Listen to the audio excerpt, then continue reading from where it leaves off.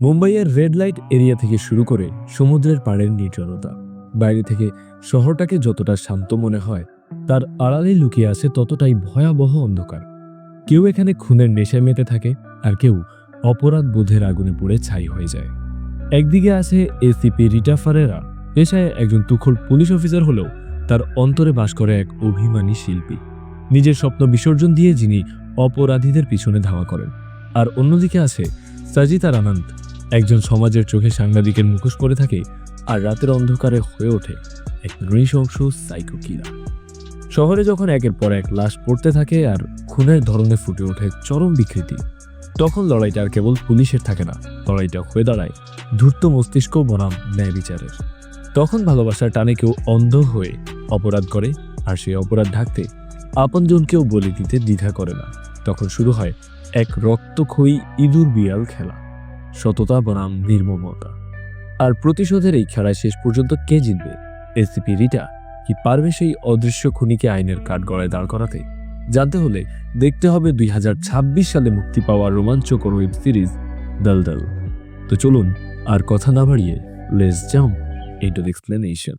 আপনি কি অনলাইনে আয়ের জন্য একটি ট্রাস্টেড বা নির্ভরযোগ্য প্ল্যাটফর্ম খুঁজছেন কিন্তু বুঝতে পারছেন না কোথা থেকে শুরু করবেন? তাহলে আপনার সমস্যার সমাধান হতে পারে জিতববিডি.com। এখানে আপনারা মাত্র 10 টাকা দিয়ে ভাগ্য পরীক্ষা করে দেখতে পারেন এবং জিতে নিতে পারেন 20 টাকা থেকে 1 লক্ষ টাকা। বিস্তারিত জানতে ভিজিট করুন www.jitbobidi.com অথবা পিন কমেন্ট চেক করুন। সিরিজের শুরুতে আমাদের এসিপি অফিসার রিটা ফারেরাকে দেখানো হয়। সে তার অ্যাসিস্ট্যান্ট ইন্দুর সাথে বসে পিলাবাড়ির একটি ক্যাফেতে বসে চা খাচ্ছিল। তাদের টেবিলের সামনে একটি ছেলে বসেছিল। ওই ছেলেটি একটি কাগজে রিটাকে খারাপ প্রস্তাব দেয়, যেটা দেখে রিটা এতটাই রেগে যায় যে ওই কাগজটি সেই ছেলেটির মুখে গুঁজে দেয়। তখন ইন্দু রিটাকে বলে, কি ভাবছো? রিতা তার হুঁশে ফেরে। আসলে এতক্ষণ রিটা এসব কল্পনা করেছিল। রিটা ওই ক্যাফে থেকে বের হলে বাইরে অনেকগুলো অদ্ভুত লোকজনকে দেখতে পায়। রিটা আসলে এখানে একটি মিশন এসেছে। এখানে আমরা দেখি কিছু লোক পিলাবালির রেড লাইট এরিয়ায় মহিলাদের থেকে তাদের বাচ্চাকে অচেতন অবস্থায় একটি গাড়িতে তুলে নিল, কিন্তু একজন মহিলা তার বাচ্চা দিতে চাচ্ছিল না। তখন ওই লোকের লিডার, যাকে সবাই দাদা বলে রাখছিল, সে ওই বাচ্চাটিকে নিতে আবারও রেড লাইট এরিয়াতে যায়। এদিকে রিটা পিলাবালি রেড লাইট এরিয়াতে যায়, আর সেখানে রিটা একটি লোককে মারধর করে আর জিজ্ঞেস করে দাদা কোথায়। ওই লোকটি তখন দাদার ঠিকানা দিয়ে দেয়। এদিকে ওই দাদা ওই রেড লাইট এরিয়াতে একটি মহিলাকে ধরে মারধর করে বলে, আমি বলছি ওই বাচ্চাটিকে আমায় দিয়ে দে। কিন্তু ওই মহিলাটি কোনোভাবেই দিতে রাজি হচ্ছিল না। মহিলাটি তার বাচ্চাকে নিয়ে ছাদে চলে যায়। ওই লোকটি তার বাচ্চাকে জোর করে কেড়ে নিতে চাচ্ছিল। তখন সেখানে রিটা আসে। রিটাকে দেখে দাদা তার সামনেই ওই মহিলাটিকে ছাদ থেকে ফেলে দেয় আর বাচ্চাটিকে নিয়ে নেয়। রিটা তখন লোকটির পায়ে গুলি করে, যার ফলে লোকটি মাটিতে লুটিয়ে পড়ে। রিটা তখন তার থেকে বাচ্চাটিকে নিয়ে নেয়, আর রিটা নিচে গিয়ে দেখে যে ওই বাচ্চাটির মা মারা গেছে। এইটা দেখে রেগে গিয়ে রিটা দাদাকে মেরে ফেলে। এরপর রিটা আর তার পুরো টিম সব বাচ্চাদেরকে উদ্ধার করে একটি হোমে নিয়ে যায়, আর ওই বাচ্চাদের মায়েদেরকে অ্যারেস্ট করা হয়। রাতের বেলা রিটা বাড়ি ফেরে। আদিত্য তার জন্য ডিনার সাজাচ্ছিল। আদিত্য হলো রিটার ফিয়ন্সে। তারা দুজন একসাথেই থাকতো। রিটা তার রুমে একটি খামের ভেতর তার স্কুল লাইফের একটি ছবি বের করে দেখছিল। ওই ছবিতে রিটার ইউনিফর্মে অনেক কাদা লেগেছিল। রিটার তখন মনে পড়ে সেদিন রিটা কাদা লাগা অবস্থায় বাড়ি ফিরেছিল। তখন আদিত্যের হাত থেকে একটি গ্লাস পড়ে ভেঙে যায়, যার ফলে রিটা তার ছবিটি আবার জায়গা মতো রেখে দেয়। রিটা আদিত্যকে বলে, এসবের কি দরকার? আদিত্য বলে, আজ তো সেলিব্রেশন হওয়া উচিত। কিন্তু রিটার এইসব একদম ভালো লাগে না। আদিত্য আর রিটার কয়েকদিন পর এঙ্গেজমেন্ট হওয়ার কথা। এই জন্য আদিত্য অনেক এক্সাইটেড ছিল, কিন্তু রিটার এটা নিয়ে তেমন একটা মাথা ব্যথা ছিল না। রিটা বলে, আমি কাল একটা কোয়ার্টারে দেখতে যাচ্ছি। এইটা শুনে আদিত্য বলে, তুমি কি পুরো গিভ আপ করে দিয়েছো? আর কোনো চান্স নেই কি? রিটা বলে, বারবার কথা বললেই বিষয়টি বদলে যাবে না। আদিত্য বলে, এইটা তুমি কিভাবে জানলে? রিটা তখন চুপ হয়ে যায়। এইখানে রিটা কোন বিষয়টির ব্যাপারে বলছিল এটা পরবর্তীতে জানা যাবে। এরপর আমরা ডিসিপি বিক্রম সাদে আর যতীনকে দেখতে পাই। রিটার আজকের সাকসেসফুল মিশনের ব্যাপারে অনেক নিউজ হয়েছিল। বিক্রম আর যতীন একসাথে ড্রিঙ্ক করছিল আর ওই নিউজটা শুনছিল। বিক্রম যতীনকে বলে, কে হবে নেক্সট ডিসিপি? যতীন বলে, আপনার নামই তো চলছে। বিক্রম বলে, আমার নাম তো গত 5 বছর ধরে চলছে। যখন ফাইনাল রাউন্ড আসবে তখন বিক্রম সাইডে আউট হয়ে রিটা ফারেরা সামনে আসবে। যতীন বলে, আমার মনে হয় আপনিই বেশি যোগ্য। রিটাও ঘরে বসে তার নিউজটি দেখছিল, কিন্তু রিটার মনে এটা নিয়ে বিন্দুমাত্র ভালো লাগা কাজ করছিল না। কারণ রিটার মা একজন পুলিশ অফিসার ছিল, কিন্তু রিটা কখনোই পুলিশ হতে চায়নি। সে তো তার বাবার মতো সিঙ্গার হতে চেয়েছিল, কিন্তু তার মা চেয়েছিল সে তার মতোই একজন অফিসার হোক। এই জন্য রিটা একজন অফিসার হলেও তার মনে একটা গোপন দুঃখ ছিল। রিটা এরপর ডক্টর পেডলারকে কল করে তাকে আধা ঘন্টার মধ্যে দেখা করতে বলে। রিটা সমুদ্রের পাড়ে পেডলারের সাথে দেখা করতে যায়, যেখানে মনোহর নামের একজন লোক কুকুরদেরকে খাবার খাওয়াচ্ছিল। মনোহর সেখানে রিটাকে দেখে বলে, এইখানে আমার কুকুরদেরকে কেউ কাঁচা চিকেন খাওয়াচ্ছে। সে আপনি নন তো? মনোহর রিটাকে দেখে তাকে চিনে ফেলে। রিটা তখন মনোহরকে ইগনোর করে চলে যেতে থাকে। মনোহর তার পেছনে পেছনে আসে আর জিজ্ঞেস করে, পুলিশের কোনো গোপন মিশন আছে নাকি যার জন্য আপনি আপনার আইডেন্টিটি লুকাচ্ছেন? রিটা তাকে ইগনোর করে চলে যাচ্ছিল, কিন্তু মনোহর তার সাথে অনবরত কথা বলে, যার কারণে রিতা অনেক রেগে যায় আর সে ইমাজিন করে যে ওই চিকেন সে মনোহরের মুখে গুঁজে দিচ্ছে। রিতা বেসিকলি সবকিছু মানুষের মুখে গুঁজে দিতে চায়। রিটা কোনোভাবে নিজেরা কন্ট্রোল করে নেয়। পেডলার রিটাকে অন্য একটা জায়গায় আসতে বলে। রিটা তখন সেখানে চলে যায়। রিটা পেডলারের সাথে দেখা করে আর তাকে বলে, এখন চলে যা, আর নেক্সট টাইম আমার ফোন তুলবি না। এরপর পেডলার সেখান থেকে চলে যায়। পরদিন রিটা অফিসের জন্য রেডি হয়ে রুম থেকে বের হয়ে দেখে আদিত্য তার জন্য ব্রেকফাস্ট বানিয়ে রেখেছে। তখন রিটাকে ফোন করে জানানো হয় যে একটি খুন হয়েছে। রিটা ক্রাইম সিনে গিয়ে মনোহরের লাশ দেখতে পায়। মনোহরের মুখের ভেতর অনেকগুলো কাঁচা চিকেন ঢোকানো ছিল, যেমনটা রিতা গত রাতে ইমাজিন করেছিল। মনোহরের হাতের শিরাও কাটা ছিল। মনোহরের লাশ দেখে রিটা অনেক অবাক হয়।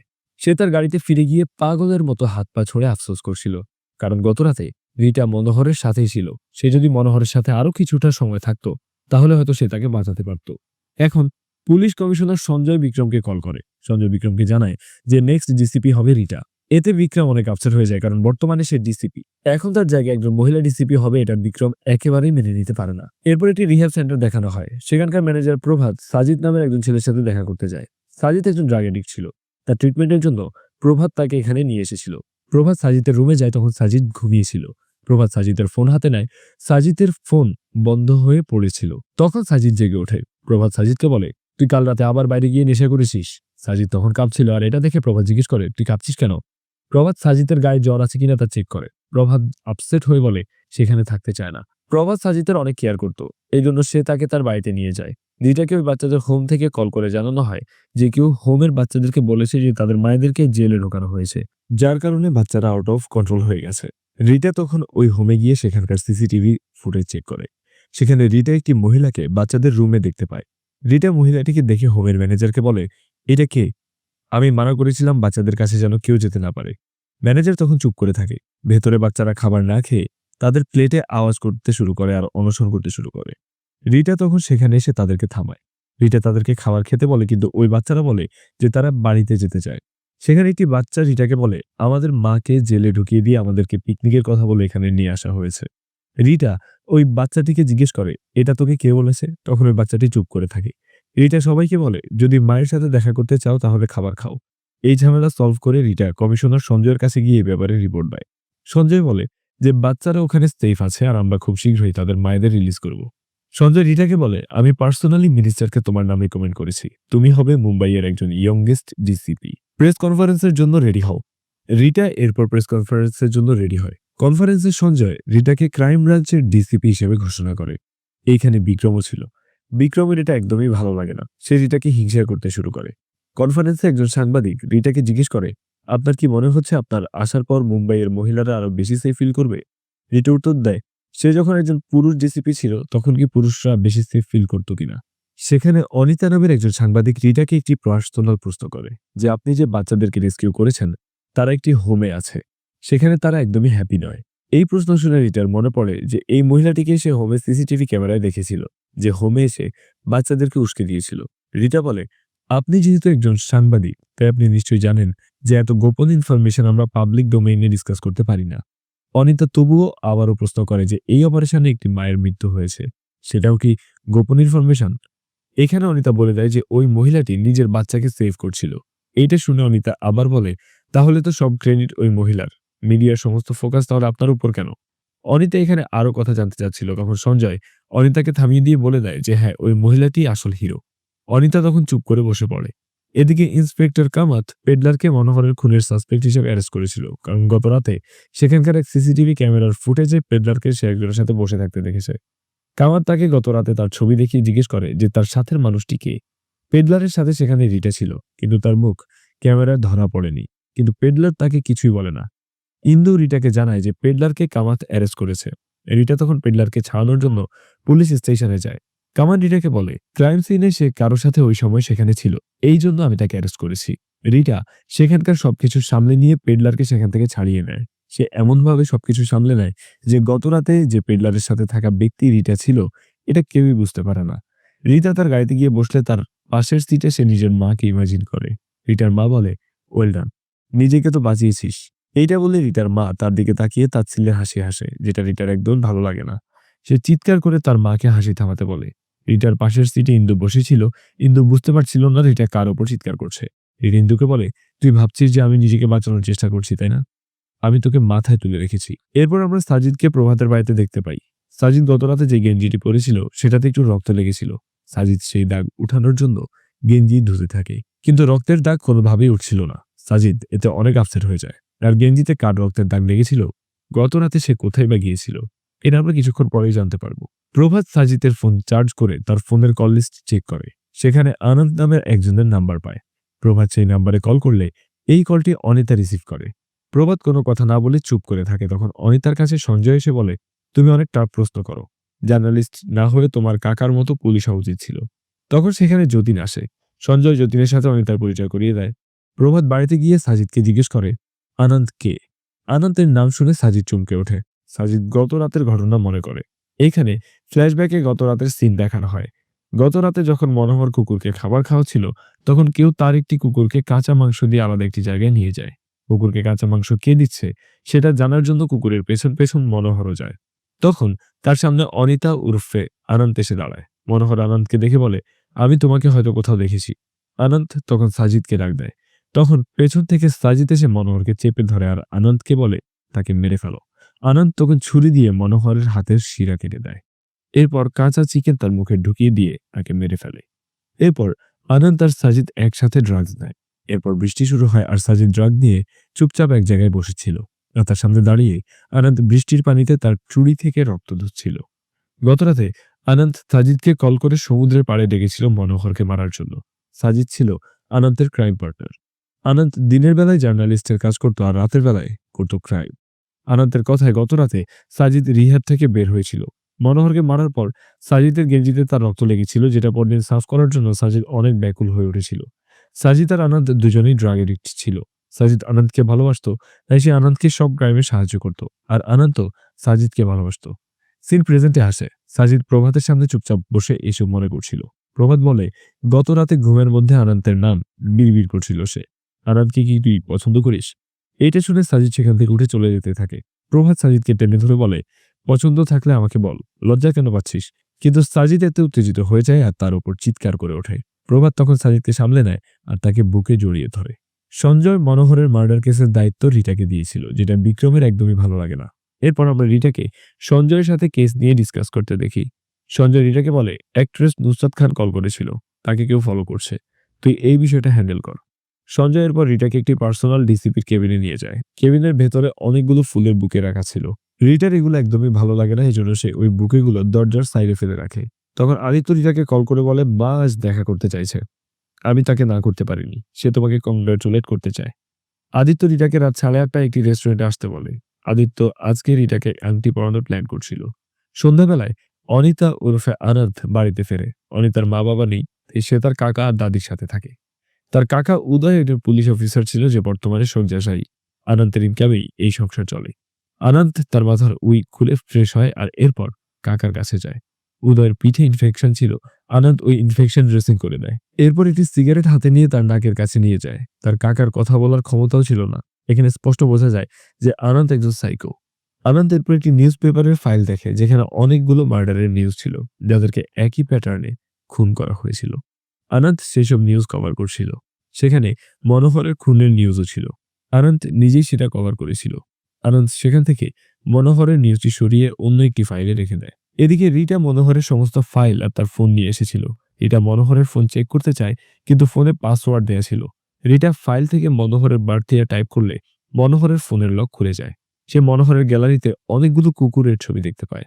মনোহর কুকুর অনেক ভালোবাসত। সেখানে এক ছবিতে রিটা মনোহরের পেছনে অনিতাকে দেখতে পেয়ে তাকে সন্দেহ করে। রিটা তখনই ইন্দুকে নিয়ে আনন্দকে তার অফিসে ডেকে নিয়ে যায়। আনন্দ পুলিশ স্টেশনে এলে যতীন তার সাথে কথা বলার চেষ্টা করে, কিন্তু আনন্দ তাকে পাত্তা দেয় না। এরপর আনন্দ রিতার কাছে যায়। রিতা মনোহরের সেই ছবিতে তাকে দেখিয়ে বলে, তুমি তাকে কিভাবে চেনো? আনন্দ বলে, আমি তার একটি ইন্টারভিউ দিয়েছিলাম। রিতা তখন বলে, সে কি তোমাকে বলেছিল যে তার কুকুরকে অন্য কেউ চিকেন খাওয়াচ্ছে? তুমি এই মার্ডারের ব্যাপারে কি ভাবছো? আনন্দ বলে, এটাও তো আপনার কাজ, আমার কাজ না। এটা শুনে রিতা বলে, আর তোমার কাজ কি? একজন ৮ বছরের বাচ্চাকে বলা যে তার মা মারা গেছে? আমরা মিডিয়াকে ক্লিয়ার ইনস্ট্রাকশন দিয়েছিলাম যাতে বাচ্চাটির সাথে কেউ কোনো কথা না বলে। তুমি কেন সেখানে গিয়েছিলে? আনন্দ বলে, প্রশ্ন করা আমার কাজ। আপনি হয়তো জানেন যে হোমে বাচ্চাদের সাথে কি হয়। শিশুদের প্রতি অত্যাচার তাদেরকে আজীবনের জন্য ট্রমাটাইজ করে দেয়। কিন্তু মানুষ তো শুধু হেডলাইন পড়ে আর তালি বাজায়। ভবিষ্যতে বাচ্চাদের সাথে কি হয়? এই প্রশ্নটি কেউ না কেউ তো করতেই হবে। রাতের বেলা বিক্রমের সাথে কামাত দেখা করতে আসে।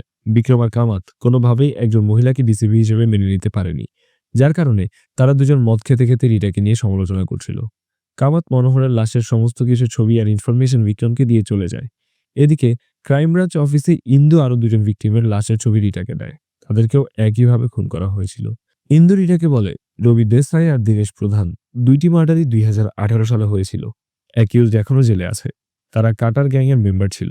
তারা এভাবেই মানুষকে খুন করত। রিটা জিজ্ঞেস করে যে মনোহরের ফ্যামিলির কেউ এসেছিল কিনা। ইন্দু বলে, এখানে তার কেউ নেই, একটি মেয়ে আছে, সেই ইউএসএ থাকে। ইন্দু আরো বলে যে মনোহর তার পেনশনের 30,000 টাকার মধ্যে 9,000 কুকুরের জন্য চিকেন কেনাতেই খরচ করত, আর নিজে চা বিস্কুট খেয়ে জীবন ধারণ করত। তার সাথে সবার ভালো সম্পর্ক ছিল। রিটা জিজ্ঞেস করে দীনেশ প্রধান কি করত। ইন্দু বলে, তার আটার মিল ছিল, সে গরিবদেরকে ফ্রিতে রুটি খাওয়াতো, আর রবি দেশাই গরিব বাচ্চাদেরকে পড়াতো। আর মনোহরও ভালো মানুষ ছিল। রিটা জিজ্ঞেস করে যে কাটার গ্যাংয়ের অ্যাক্টিভ মেম্বার আছে কিনা। ইন্দু জানায় যে তারা 2018 সালেই ধ্বংস হয়ে গেছে। রিটা ইন্দুকে এই দুই কেসের সামারি বানিয়ে পুলিশ স্টেশনে দিতে বলে, আর কোনো সিমিলারিটি পেলে তাকে জানাতে বলে। কেসের ব্যস্ততার কারণে রিটা ভুলেই যায় যে আদিত্যের মায়ের সাথে আজ তার রেস্টুরেন্টে দেখা করার কথা ছিল। আদিত্য রেস্টুরেন্টে বসে রিতাকে তার একটি ছবি পাঠালে তখন রিতার মনে পড়ে যে তার রেস্টুরেন্টে যাওয়ার কথা। রাতে প্রভাতের বাড়িতে সাজিদ অস্থির ছিল, সে ঘুমানোর চেষ্টা করছিল। তখন প্রভাতের বাড়িতে আনন্দ আসে। তাকে দেখে সাজিদ ভয় পেয়ে যায়। সাজিদ আনন্দকে বলে, স্যার যদি জানতে পারে যে বাড়িতে কেউ এসেছে তাহলে সে আমাকে প্রশ্ন করবে, তুই এখন চলে যা। আনন্দ বলে, তুই কি তাকে আমার ব্যাপারে বলে দিয়েছিস? সাজিদ বলে, আমি তাকে কিছুই বলিনি, তুই এখন চলে যা। তখন আনন্দের ফোনে সাজিদের ফোন থেকে একটি কল আসে। আনন্দ সাজিদকে জিজ্ঞেস করে যে তার ফোন কোথায়। সাজিদ বলে, ফোন কাল রাত থেকে আমার কাছে নেই। আনন্দ তখন উত্তেজিত হয়ে সাজিদের রুমে গিয়ে তার ফোন খুঁজতে থাকে। সাজিদ তাকে বোঝানোর চেষ্টা করে যে ওই ফোন হয়তো বিচে কোথাও পড়ে গেছে। তখন আনন্দ সাজিদকে তার ফোন দেখিয়ে বলে, তোর ফোন থেকে আমার কাছে কল এসেছে। এটা কি মনোহরের ভূত কল করেছিল? তো প্রভাত আমাকে কল করেছিল, সে আমার ভয়েস শুনেছে। সাজিদ বলে, হয়তো বিচে কেউ ফোন পেয়েছে, সে হয়তো তোকে কল করেছিল। কিন্তু আনন্দ বলে, সে তোকে মিথ্যে বলেছে, তুই তার কথা বিশ্বাস করে নিলি কিভাবে? এইভাবে কতদিন চলবে? সাজিদ বলে, সে এমন নয়, সে আমাকে মিথ্যে বলে না, তুই আমার কথা বোঝার চেষ্টা কর। কিন্তু আনন্দ উত্তেজিত হয়ে বলে, তুই তাকে বলে দিয়েছিস সবকিছু, তুই যদি বলে দিয়ে থাকিস তাহলে আমাকে সত্যি বল। তখন প্রভাত তার রুম থেকে বের হয়ে সেখানে লাইট জ্বালায়। সেখানে প্রভাত সাজিদের সাথে আনন্দকে দেখে ফেলে। প্রভাত তখন নিজের ফোন থেকে আনন্দের নাম্বারে কল করলে আনন্দের হাতে ফোনটি বেজে ওঠে। আনন্দ ভাবে যে সাজিদ হয়তো প্রভাতকে সব বলে দিয়েছে। এই জন্য সে রাগী চোখে সাজিদের দিকে তাকায়। এখান থেকে সিন ফ্ল্যাশব্যাকে যায় আর 2015 সালের একটি বয়েজ অরফানেজ দেখানো হয়। ওই অরফানেজে আনন্দ থাকতো, সেখানে সাজিদও থাকতো। আনন্দ একজন মেয়ে হলেও তার বেশভূষা ছিল ছেলেদের মতো। আনন্দ একদিন তার মাথায় উইগ পরে অরফানেজের মালিক এডওয়ার্ডের রুমে যায়। এডওয়ার্ড তাকে চকলেট খাওয়ায়, এরপর সে তার সাথে কানামাছি খেলতে চায়। আনন্দ এডওয়ার্ডের চোখে একটি রুমাল দিয়ে বেঁধে ফেলে। এডওয়ার্ড আনন্দকে ধরার জন্য খুঁজতে থাকে। তখন সাজিদও সেখানে আসে। সাজিদ আনন্দকে এডওয়ার্ডকে মারতে বলে। তখন আনন্দ এডওয়ার্ডের হাতে আঘাত করে। তখন সাজিদ এসে এডওয়ার্ডকে চেপে ধরে আর আনন্দকে তাকে মারতে বলে। আনন্দ ভয়ে ভয়ে এগিয়ে এসে এডওয়ার্ডের হাতের শিরা কেটে ফেলে। এরপর পাশে থাকা এডওয়ার্ডের চকলেটের কৌটো থেকে সব চকলেট বের করে তার মুখে ঢুকিয়ে তাকে মেরে ফেলে। এটাই ছিল আনন্দের প্রথম খুন। এডওয়ার্ডকে মারার পর তার পকেট থেকে মানিব্যাগ নিয়ে সাজিদ আর আনন্দ বাইরে খাবার খেতে যায়। এরপর আনন্দকে সেভ করার জন্য সাজিদ পুলিশের সামনে নিজেকে সারেন্ডার করে। যেহেতু আনন্দের কাকা একজন পুলিশ ছিল তাই আনন্দকে সে তার বাড়িতে নিয়ে আসে। আনন্দ সাজিদের সাথে কথা বলার জন্য পুলিশ স্টেশনে ফোন করে আর বলে, তুই কেন সারেন্ডার করলি? আমাকে তুই এখান থেকে নিয়ে যা, তোর সাথে তো আমার নৌকা ভ্রমণের কথা ছিল, কিছু তো বল। কিন্তু সাজিদ একদম চুপচাপ ছিল। সাজিদ কোনো কথা না বলে তার ফোন কেটে দেয়। সিন এরপর প্রেজেন্টে আসে। আমরা দেখি সাজিদ আর আনন্দ প্রভাতকে মেরে সেখান থেকে চলে গেছে। প্রভাত সাজিদকে অনেক আদর করতো তাই সে তাকে মারতে চায়নি। এই জন্য সাজিদ অনেক আপসেট ছিল। সাজিদ আর আনন্দ একসাথে একটি বিচে বসেছিল। আনন্দ সাজিদকে বলে, তুই কি ভয় পাচ্ছিস? কিছুই হবে না। সাজিদ তখন উঠে তাদের দুজনের ফোনই ছুঁড়ে ফেলে দেয়। এটা দেখে আনন্দ বলে, দুইটা ফোনই ফেলে দিলি? তুই পাগল হয়ে গেছিস? সাজিদ অনেক অস্থির হয়ে যায়। এদিকে আদিত্য প্রচুর ড্রিঙ্ক করেছিল, যার কারণে সে তার গাড়ি নিয়ে একটি জায়গায় অ্যাক্সিডেন্ট করে। তখন সেখানে পুলিশ জড়ো হয় আর রিটাকেও এই খবর জানিয়ে দেওয়া হয়। রিটা তখন আদিত্যকে পিক করার জন্য যায়।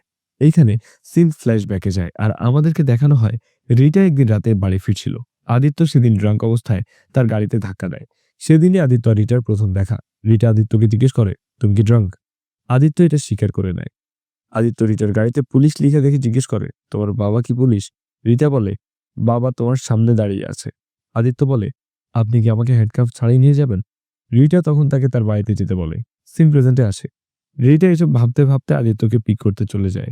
পুলিশরা আদিত্যকে রিটার গাড়িতে তুলে দেয়। গাড়িতে আদিত্যের মা রিটাকে কল করে তাকে কনগ্রাচুলেট করে।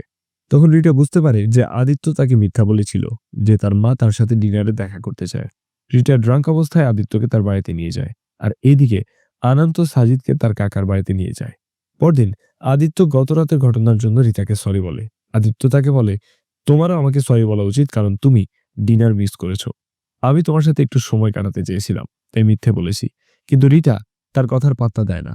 তখন ইন্দু রিটাকে প্রভাতের খুনের ব্যাপারে জানায়। রিটা তখন আদিত্যকে ইগনোর করে প্রভাতের লাশ ইনভেস্টিগেট করতে বেরিয়ে যায়। এদিকে সকালবেলা আনন্দ সাজিদের জন্য ব্রেকফাস্ট বানিয়ে নিয়ে আসে। সাজিদ গত রাতে প্রভাতের খুনের কারণে অনেক ট্রমাটাইজড ছিল। সাজিদ রিটাকে বলে, আমরা ভুল করেছি, আমাদের এটা করা উচিত হয়নি। আনন্দ বলে, এত ভাবিস না। সাজিদ বলে, স্যার আমাকে রেলওয়ে স্টেশন থেকে তুলে এনেছিল, সে আমাকে বাঁচিয়েছিল, তার বাড়িতে নিয়ে গিয়েছিল, সে না থাকলে আমি মরে যেতাম। সাজিদ পুলিশকে সব বলে দিতে চায়, কিন্তু আনন্দ বলে, আমরা এসবই তো চেয়েছিলাম। তখন সাজিদ চিৎকার করে বলে, এইসব তুই চেয়েছিলি, আমি স্যারের সাথে ভালোই ছিলাম। আনন্দ বলে, তোর স্যার তোর গলায় দড়ি পেঁচিয়ে রেখেছিল, তুই তা দেখতে পাসনি। প্রভাত, এডওয়ার্ড, ফার্নান্ডো সবাই একরকম, তোর কি কিছুই মনে নেই? এরা আমাদেরকে ডাস্টবিন থেকে উঠিয়ে নিয়েছে নিজের সুবিধার জন্য। যা করেছিস ঠিক করেছিস। সাজিদ এতে উত্তেজিত হয়ে আনন্দের গলা চেপে ধরে। কিছুক্ষণ পর সাজিদ তাকে ছেড়ে দেয়। আনন্দ তখন সাজিদকে চুমু খেতে থাকে আর বলে, আমি এটাই চেয়েছিলাম। এরপর আমরা দেখি রিটা আর ইন্দু প্রভাতের বাড়িতে গেছে।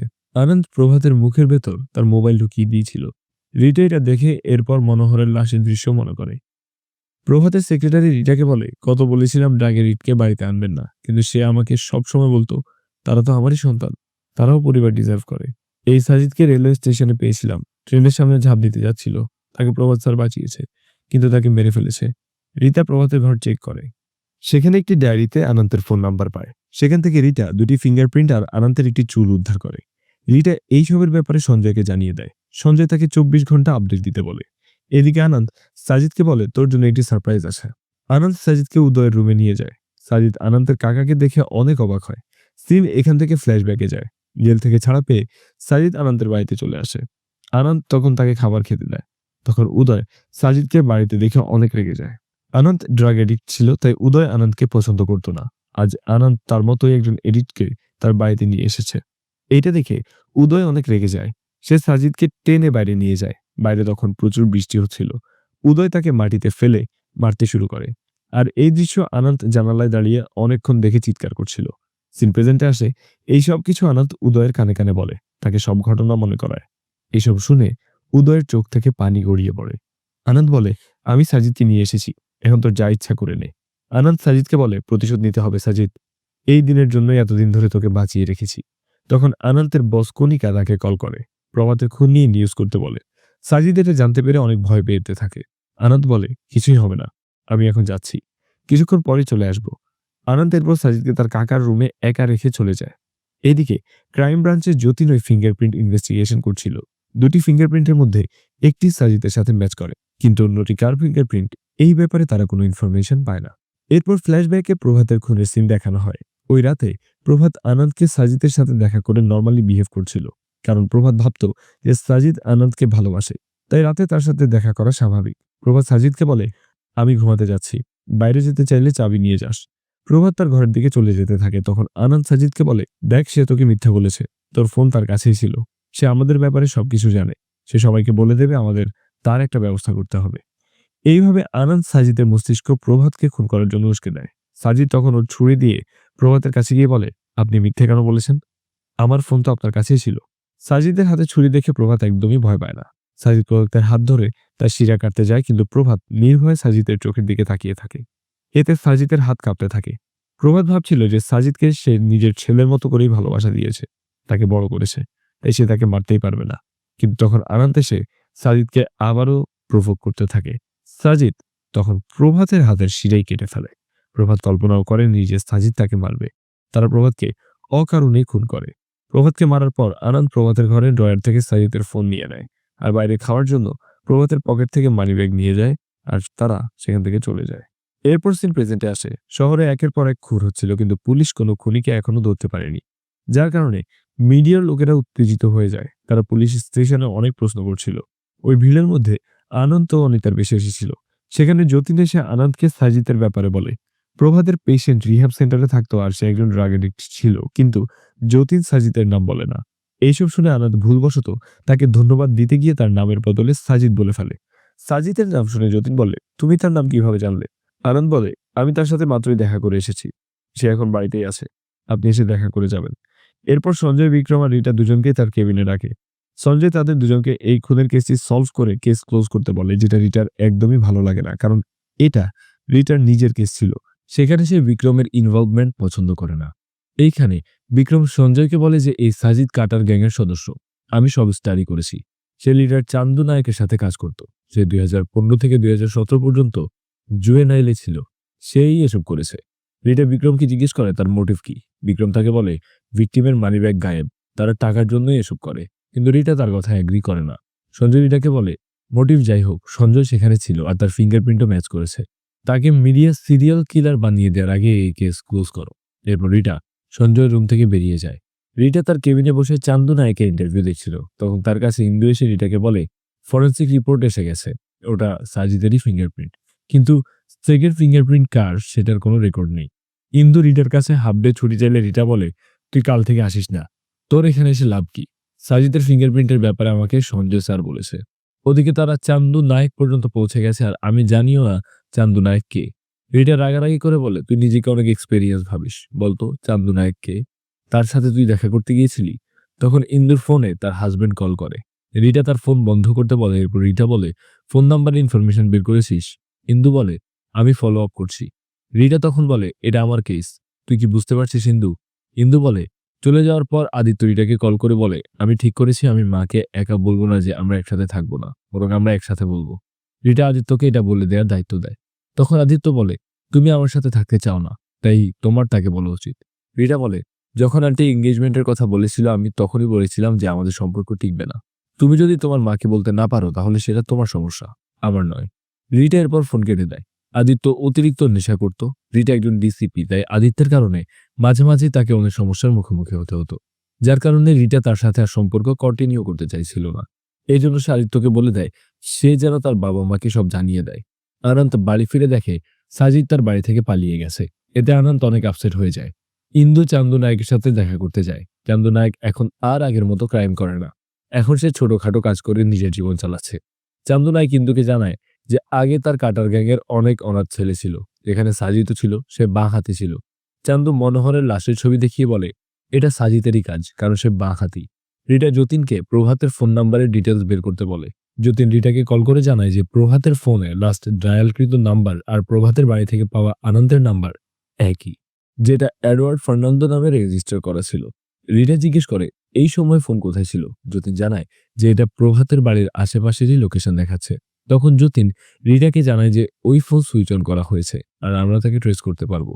যতীন আর রিতা ওই নাম্বার ট্রেস করে সেই জায়গায় চলে যায় যেখানে সাজিদ আর আনন্দের ফোন ছুঁড়ে ফেলেছিল।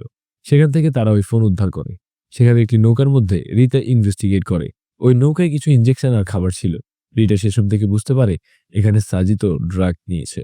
এদিকে সাজিদ আনন্দের বাড়ি থেকে বের হয়ে একটি থিয়েটারে যায়, যেখানে একটি লোক সাজিদকে ডাক দিয়ে একটি ড্রাগ দেয়। সেখানে উপরে আমরা একটি লোককে দেখতে পাই যাকে বিক্রম পাঠিয়েছিল। ওই লোকটি সাজিদের ছবি তুলে বিক্রমকে পাঠিয়ে দেয়। সাজিদ সেখানে নেশা করে একদম মাতাল। সেখানে সাজিদের প্রভাতের সাথে কাটানো মুহূর্ত মনে পড়ছিল। প্রভাত সাজিদকে সত্যি অনেক ভালোবাসতো। সাজিদ ওই থিয়েটারে প্রভাতকে ইমাজিন করতে থাকে। প্রভাত সাজিদকে ডাকে। সাজিদ তখন প্রভাতের পেছন পেছন যেতে থাকে। আনন্দ সাজিদকে খুঁজতে বের হয়েছিল আর রাতের বেলা সাজিদ রাস্তা দিয়ে একা একা হাঁটছিল। ইন্দু এসে রিটাকে জানায় যে সাজিদ চান্দুর সাথে আগে কাজ করত। চান্দু এখন পুরো আন্ডার কভারের কাহিনী শুনিয়ে ফিল্ম মেকার থেকে টাকা ইনকাম করে। সাজিদের পিতা রিহ্যাব সেন্টারে ভর্তি হওয়ার পর চান্দুর সাথে তার কন্ট্যাক্ট বিচ্ছিন্ন হয়েছে। ইন্দু আরও জানায় যে এডওয়ার্ড ফার্নান্দোর কাট সাজিদ করেনি, এটা অন্য কেউ করেছে। কারণ সাজিদ লেফট হ্যান্ডেড আর এডওয়ার্ড ডান হাতে আঘাতের সম্মুখীন হয়েছিল। আর সাজিদের কাজ একদম স্মুথ, কিন্তু এইটা এবড়ো খেবড়ো। তখন রিটা এডওয়ার্ডের কাটা হাতের ছবি দেখে।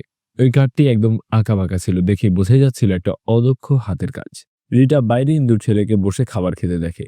রিটা তাকে জিজ্ঞেস করে, এত লেট করে খাবার খাচ্ছ কেন? ইন্দুর ছেলে বলে, সময় মতো কিভাবে খেতাম, 4 ঘন্টা স্কুলে বসেছিলাম, কেউই আমাকে পিক করতে আসেনি। ডান্স ক্লাসও মিস করেছি আমি। রিটা বলে, নেক্সট টাইম আমাকে কল করবে, আমি তোমাকে নিতে আসব। তখন ইন্দু সেখানে আসে। রিটা তাকে বলে, তুই আমাকে এসব কেন বলিসনি? ইন্দু তখন চুপ করে থাকে। রিটা তখন তাকে বাড়ি যেতে বলে। সাজিদ আত্মহত্যা করার জন্য রেলওয়ে স্টেশনে যায়। সেখানে সাজিদ ট্রেন আসার অপেক্ষা করতে থাকে আর সাজিদ ট্রেনের সামনে ঝাঁপ দেওয়ার জন্য প্রস্তুত হয়। বিক্রমের পাঠানো লোকটি তাকে ফলো করে সেখানে চলেই এসেছিল। সে চিৎকার করে তাকে নিচে নামতে বলে, কিন্তু সাজিদের কোনো হুঁশ ছিল না। তার কানে যেন কিছুই পৌঁছাচ্ছিল না। তখন ট্রেন চলে আসে আর সাজিদ তখন প্রভাতকে খুনের দৃশ্য মনে করতে করতে ট্রেনের সামনে ঝাঁপ দেয়। এইবার আমরা অনিতাকে দেখি হাসপাতালের রিসেপশনে বসে কাঁদছিল। তখন পাশের এক মহিলা তার কপালে হাত দিয়ে দেখে। এরপর অনিতাকে সান্ত্বনা দিয়ে বুকে আগলে নিয়ে গান শুনিয়ে শান্ত করতে চেষ্টা করে। কিছুক্ষণ পরে হাসপাতালের ওয়ার্ড বয় এসে অনিতাকে ভেতরের দিকে ডাকে। ভেতরে গিয়ে মর্গের কেবিন থেকে সাজিদের ভীপ্তস লাশ দেখে অনিতা কান্নায় ভেঙে পড়ে। হঠাৎ সেই ভীপ্তস লাশ চোখ মেলে তাকালে অনিতা আঁতকে ওঠে আর সাথে সাথে তার ঘুম ভেঙে যায়। এরপর সে দেখে সে রেল স্টেশনে আছে। সে কাউন্টারে গিয়ে একটা লোকের ছবি দেখিয়ে জিজ্ঞেস করে একে দেখেছে কিনা। তো কাউন্টারের লোকটি দেখেনি বলে জানিয়ে দেয়। পরবর্তী দৃশ্যে আমরা একটা ব্রিজের পাশে দেখি যেখানে যতীন সেখানকার রাস্তায় চাচার থেকে ঘটনার বর্ণনা শুনছিল। সে কিভাবে সুইসাইড করা থেকে বাঁচিয়েছিল সেসব ঘটনা। সব শোনার পরে যতীন বলে, এই কথা আর কাউকে বলার দরকার নেই, মিডিয়া কেউ না। কারণ আগেও লোকটা সুইসাইড করতে চেয়েছে। যে তাকে বাঁচিয়েছিল তার হাত কেটে নিজেই মার্ডার করেছে। চাচা একটু শকড হয়ে যায়। তো এর মাঝে যতীনের কাছে অনিতার কল আসে। পরে তাই সে অনিতা কল করে আর জিজ্ঞেস করে কল করেছে কিনা। অনিতা বলে ভুলে চলে গেছে। এরপর যতীন বলে একটা ইনফরমেশন দেওয়ার আছে। অনিতা তখন কফি খাবার অফার করে, খেতে খেতে আলাপ করবে আর কি। এরপর দেখা যায় রিটা সেদিনের সেই ব্রিজের সুইসাইড অ্যাটেম্পটের সিসিটিভি ফুটেজ দেখছিল। তখন ডাক্তার এসে জানায় সাজিদের অবস্থা ক্রিটিক্যাল। 6 থেকে 8 ঘন্টার মধ্যে মনে হয় না স্বাভাবিক হতে পারবে। এইটা শুনে রিটা কেবিন থেকে বেরিয়ে আসে। তখন ইন্দু তাকে ইশারা করে দেখায় যে বিক্রম দেখা করতে এসেছে। রিটা গাড়িতে বসে বিক্রমকে কথা বলার জন্য ডাকে। বিক্রম সেখানে আসলে রিটা জিজ্ঞেস করে, আপনি কিভাবে জানলেন সে রেল স্টেশনে আছে? বিক্রম বলে, জেনেছি একভাবে, আপনাকে জানিয়েছি তো। এরপর রিটা জিজ্ঞেস করে, সাজিদকে ফলো করতো আফজাল নামের একজন, সে কি বিক্রমের লোক কিনা? বিক্রম না চেনার ভান করে। এবার তো রিটা একটু কড়া করে বলে, ইনফরমেশন লুকানোর চেষ্টা করছে তারা রিটার থেকে, তাকে যেন এই কেস থেকে বাইরে রাখা হয়। রাতে বাড়ি ফিরে বিক্রম পুলিশ কমিশনারকে বিস্তারিত বলে আর রিটার সাথে কি কি হয়েছিল সেসব বলে। পুলিশ কমিশনার কি উত্তর দেবে তা বুঝতে পারছিল না। বিক্রম জিজ্ঞেস করে, সে কি এখন এই কেসে থাকবে নাকি থাকবে না? পুলিশ কমিশনার তার যা ইচ্ছা তাই করতে বলে। পরে পুলিশ কমিশনারের ফোনে সুরেশের কল আসে। এদিকে আবার যতীন বাসায় ফিরে দরজা খুলতে খুলতে অনিতা চলে আসে। রিটা এবার বাসায় এসে চাবি রাখার হ্যাঙ্গারের পাশে একটা নোট পায়। তার বয়ফ্রেন্ড আদিত্য লিখে গেছে ব্রেকআপ নোট। রিটা ইমোশনাল হয়ে যায় আর তখন সে পাশের রুম থেকে হাততালির আওয়াজ পায়। সেখানে গিয়ে সে মহিলা পুলিশকে দেখতে পায়, যে তার কল্পনা ছিল। মহিলা পুলিশ তো রিটাকে কথা শোনাতে থাকে। এই যে আদিত্য তাকে ছেড়ে চলে গেল, আসলে সে কোনোভাবে পারফেক্ট না, মানুষকে ধরে রাখতে সে জানে না। তখন রিটা কল্পনায় তার স্কুল লাইফের সাদা জামার কাদার দাগ বোঝার চেষ্টা করার কথাও চিন্তা করে। সেখানে মহিলা পুলিশটি এসে বলে, ছেলেটা তোর জন্য পারফেক্ট ছিল, তাকেও রাখতে পারলি না, এই জীবনে তুই আসলে সুখী হতেই পারবি না। এরকম অনেক বকাঝকা করতে থাকে আর রিতা ভয়ে কুঁকড়ে যাচ্ছিল। এই মহিলা পুলিশ কনস্টেবল ছিল তার মা। এরপর সে কল্পনা থেকে বাস্তবে আসে আর দ্রুত বাড়ির বাইরে বেরিয়ে আসে। বেরিয়ে এসে সে নিজেকে কিছুটা শান্ত করে ডাক্তারের নামে সেভ করা নম্বরে কল করার জন্য বের হয়। তখন একটা অপরিচিত নাম্বার থেকে কল আসে আর রিটাকে বলে, প্রভাত রাওয়ের কেস সলভ করার জন্য অভিনন্দন। এরপর জিজ্ঞেস করে, এই সাজিদ সিরিয়াল কিলারের কেসে কতজন মারা গেছে? এরপর এক এক করে নাম বলতে থাকে। রিতা জিজ্ঞেস করে, এত কিছু কিভাবে জানলেন, কে বলেছে? ফোনের উপাস থেকে বলে, সোশ্যাল মিডিয়াতে এখন এটাই চলছে। রিতা তো মনে মনে দেশপান্ডেকে গালি দিতে থাকে এসব নিউজ দেওয়ার জন্য। এদিকে আমরা পুলিশ অফিসারের বাড়িতে ফিরে যাই, যেখানে অনিতা নিউজ দেখছিল। আর তখন যতীন কফি নিয়ে আসে। সে এসে অনিতার সাথে রোমান্টিক হতে চায় আর তখন অনিতা বলে, নিউজ এতটাও এক্সক্লুসিভ হয়নি। এরপর যতীন নিজেকে সামনে নিয়ে কেস নিয়ে আলাপ করতে শুরু করে। এখানে সাজিদের সাথে অনন্ত নামের একজন ছিল সাহায্য করতে। এটা শুনে অনিতা কিছু একটা চিন্তা করে। এরপর ব্যাগ নিয়ে উঠে বের হয় আর যতীনকে বলে আরেকদিন সময় নিয়ে আসবে।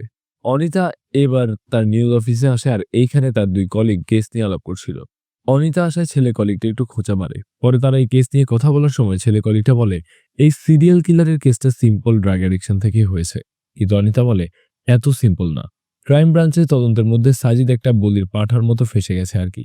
তখন আরেকজন এসে বলে চন্দু নামের একজন আসছে, তার কাছে নাকি সাজিদের ব্যাপারে এক্সক্লুসিভ তথ্য আছে। নাম শুনে অনিতা বেশ ভাবতে থাকে আর ঘটনা চলে যায় 2017-এ। দেখা যায় অনিতা পুরনো একটা বিল্ডিং এর এক কোনার রুমে এসে নক করে আর ছোট দরজাটা খুলে একজন লোক কথা বলে। সেই ছিল চান্দু। অনিতা এসেছিল সাজিদের খোঁজ দিতে। সাজিদ নিজেই বলেছিল চন্দুর কাছে গেলে খোঁজ পাবে আর ঠিকানাও দিয়েছিল। চন্দু বলে সাজিদ এখানে এসেছিল মাতাল অবস্থায়, রাতটা থাকার পরে পাঠিয়ে দিয়েছি, আছে এখন কোনো মেয়ে নিয়ে। চন্দু এখন বলে অনিতা যেন সাজিদকে ভুলে যায় কারণ সে আর ভালো নেই, নষ্ট হয়ে গেছে। অনিতা চলেই যাচ্ছিল আর তখন চন্দু দরজাটা পুরো খুলে বেরিয়ে আসে কাঁচে ভর দিয়ে। তারপর অনিতাকে বলে আমি তোমাকে চিনি, তুমি সেই এতিমখানায় ছিলে না? সাজিদ আমাকে কিছু বলে নাই কিন্তু আমি সব জানি। আর ফার্নান্দেজের কাটা হাত, এটা সাজিদের কাজ নয়। অনিতা কোনো উত্তর না দিয়ে দ্রুত চলে যায়। এবার সিন বর্তমানে আসলে আমরা অনিতাকে তার টেবিলে বসে চিন্তা করতে দেখি আর তাকে বেশ এলোমেলোও লাগছিল।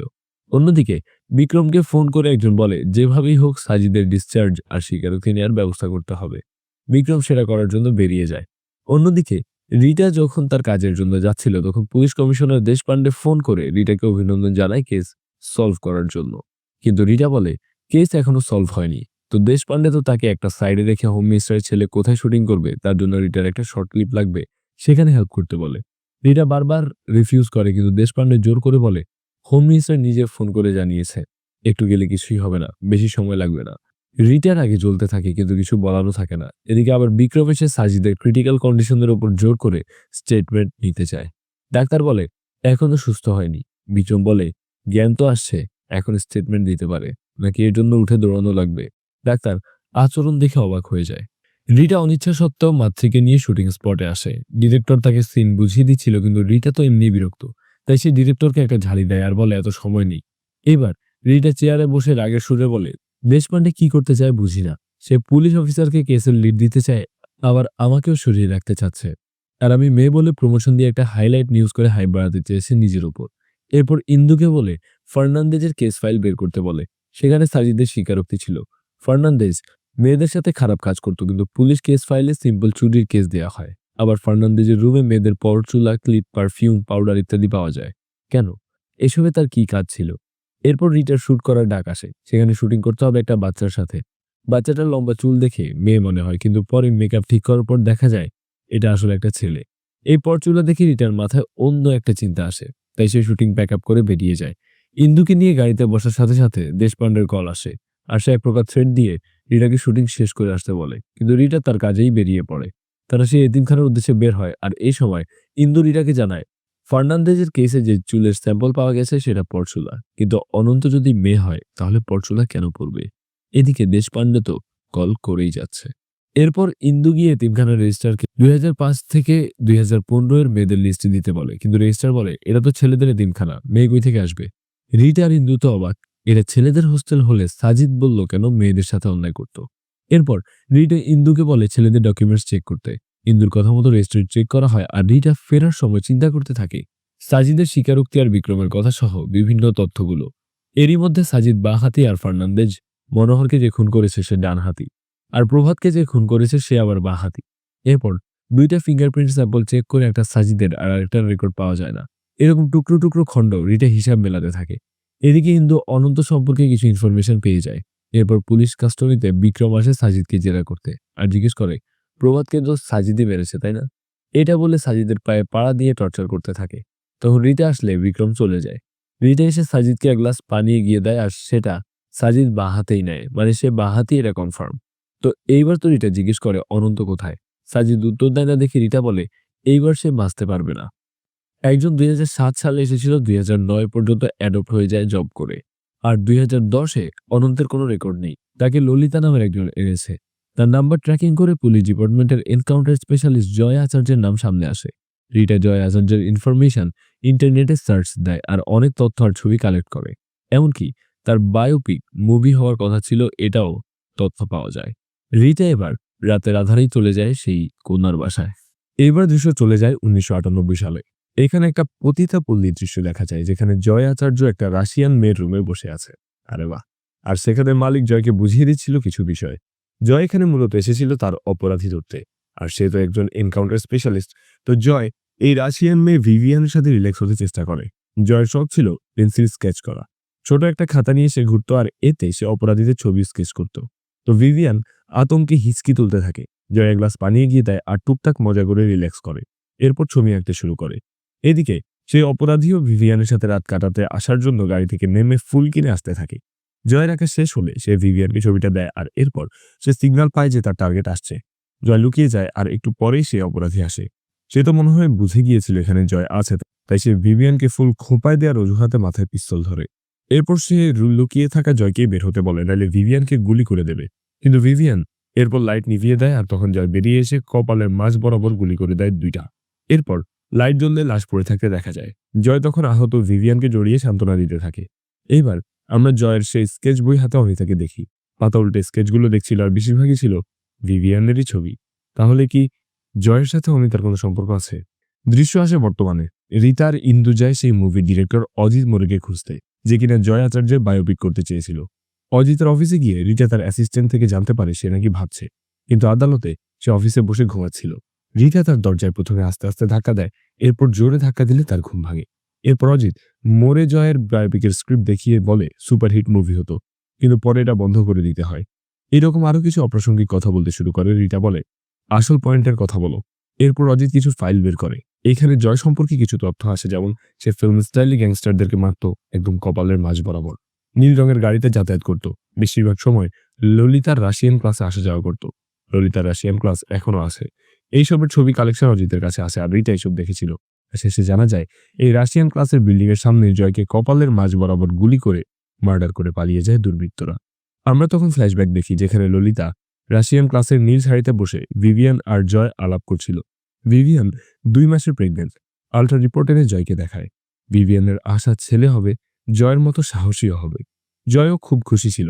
সেদিন ভিভিয়ান যখন ভেতরে চলে যায়, সেদিন গাড়ি ঘুরিয়ে ফেরার পথে 2 জন মোটরসাইকেলে করে এসে গুলি করে চলে যায় তাদেরকে। এরপর রিতা ইন্দু যায় ললিতার সাথে দেখা করতে। বর্তমানে সে শয্যাশায়ী বলা চলে। রিতা গিয়ে জিজ্ঞেস করে জয়ের ব্যাপারে। ললিতা বলে, এইখানে কেবল নামেরই ক্লাস ছিল, আসলে এর আড়ালি ছিল পতিতালয়। ললিতা রাশিয়ান মেয়ে এনে তাদের দিয়ে দেহ ব্যবসায় নামিয়ে দিত। একটা কেস নিয়ে জয়ের সাথে তার আলাপও হয়, সেখানে ভিভিয়ানের সাথে পরিচয় আর প্রেম। 6-7 মাস ভালোই প্রেম চলছিল।